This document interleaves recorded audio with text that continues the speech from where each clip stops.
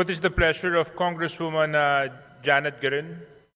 Mr. Speaker, I'm standing on a matter of personal and collective privilege on an issue that is affecting not only our constituents, but the impact of fake news among us doctors and healthcare providers.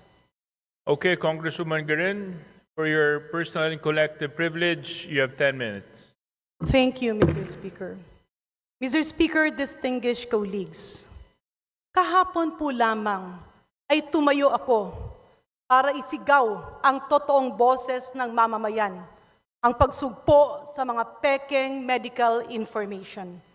And I was referring to the lambasting of our colleague and those who are just helping the local government units on their medical facilities being accredited by PhilHealth via access to DBP funds. Ang pinupuntirya ko po ay hindi yung mga sumakay na lamang at nalinlang dun sa mga pekeng balita, kundi ang pinagmulan ng pekeng interpretasyon, pekeng advokasya at peke na pagiging eksperto. At ngayon naman, Mr. Speaker, distinguished colleagues, I am again standing up.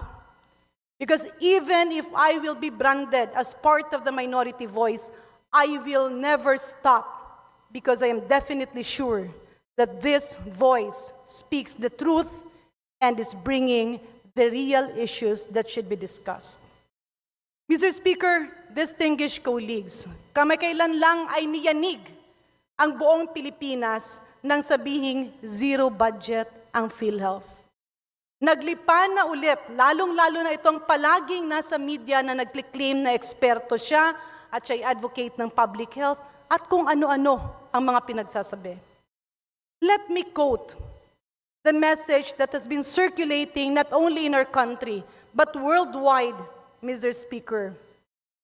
And I am referring to the open letter of Tony Leachon addressed to the President, but is actually being sent all over medical societies and other stakeholders. Let me focus, Mr. Speaker, on his statement, which actually says and implies that health is not a priority of this administration and that health is not a priority of President Bongbong Marcos. This is a big lie. Malaking kasinungalingan para lang ulit mapunta sa headlines, para lang ulit makakuha ng airtime. I am not saying this, Mr. Speaker, because I'm a member of Congress, but I am standing up. Kasi ilang beses na binibiktima ang kalusugan, pinupolitika ang kalusugan dahil may mga taong gustong nagkakagulo-gulo tayo at ang sanhi niyan ay ang perpetrators of fake medical information. He cited 3 situations. And to quote, Mr. President, imagine the faces of those you serve. A mother cradling her child in the corridors of an overcrowded hospital, unable to afford even the most basic medication.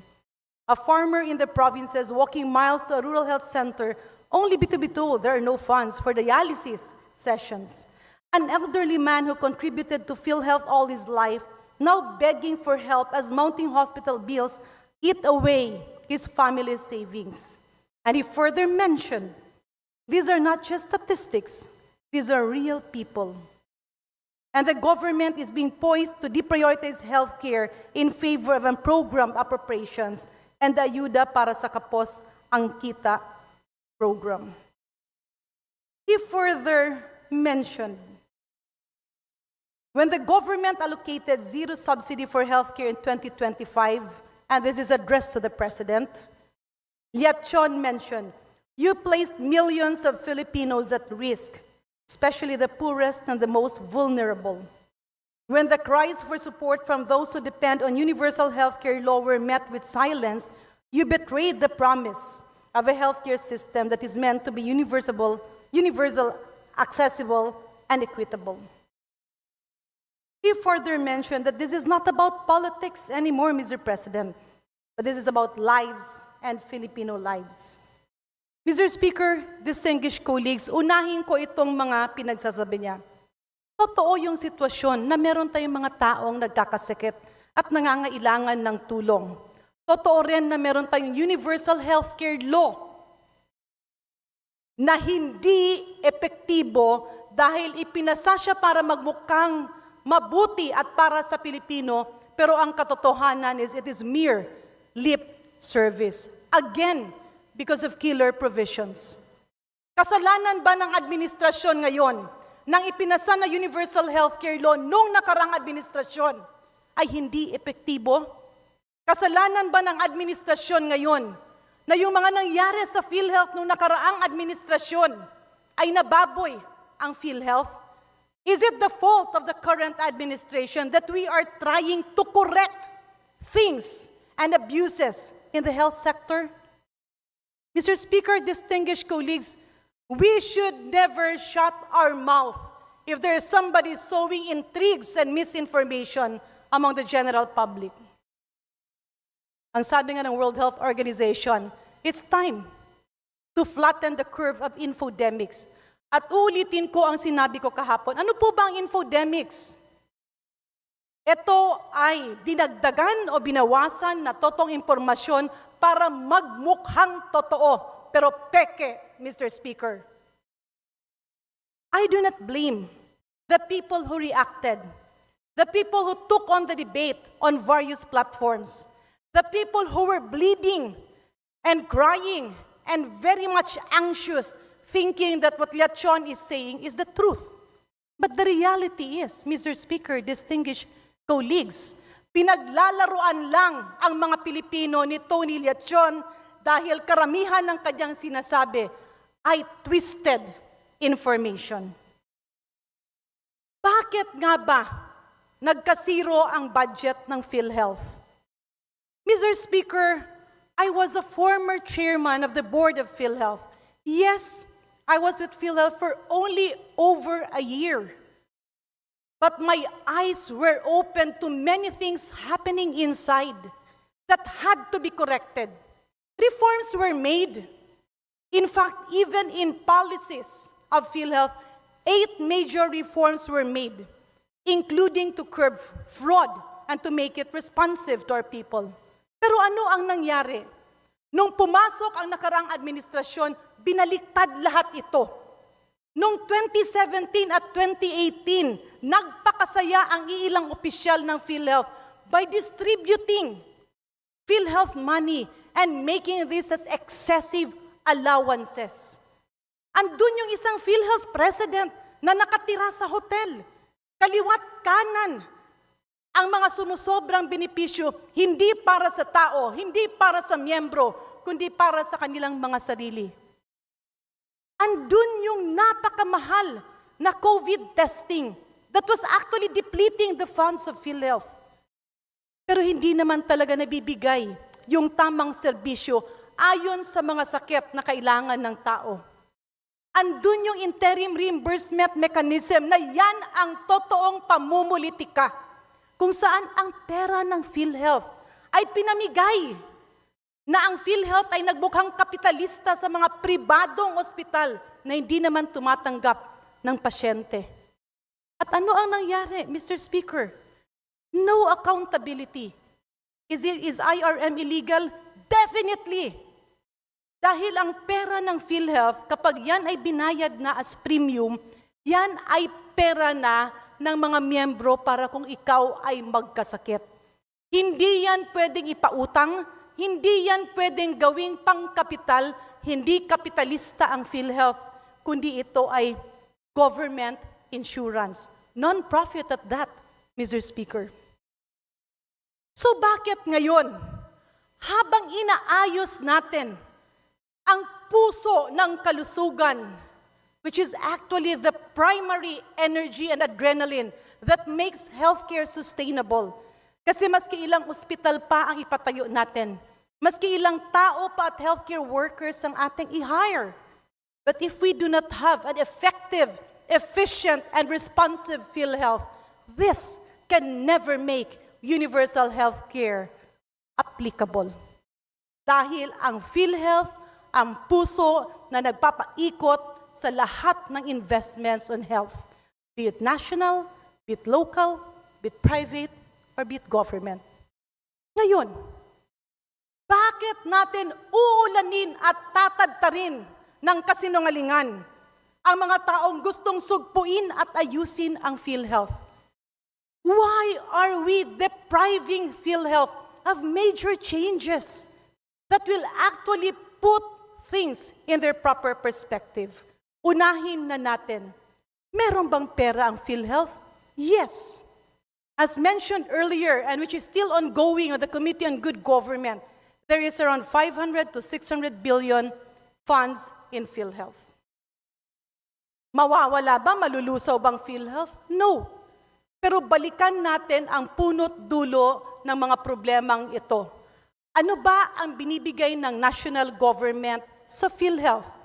We call it subsidy in appropriations terminologies. But in medical terminology, this is actually payment of premium. Dahil insurance po ang PhilHealth, dalawang klase po ang nagbabayad nito. Una, yung direct contributors o yung mga sinasabing miyembro ng PhilHealth na nagbabayad ang kanilang opisina o ang kanilang sarili. Pangalawa, yung mga indirect contributors na nakasaad sa batas, yung ating mga 4Ps, yung ating senior citizens, yung mga nasa pamana, yung mga iba't iba pa dyan na minandate ng batas na babayaran ng gobyerno ang PhilHealth. In other words, the national government is putting forward annual budget to PhilHealth to enroll on an annual basis yung mga walang kakayahang bayaran ang kanilang premium at sang-ayon sa batas ay binabayaran ng gobyerno through DOH, then PhilHealth. In other words, ang binibigay ng national government ay pambayad para sa enrollment ng ating mga indirect contributors. Bakit po naging zero?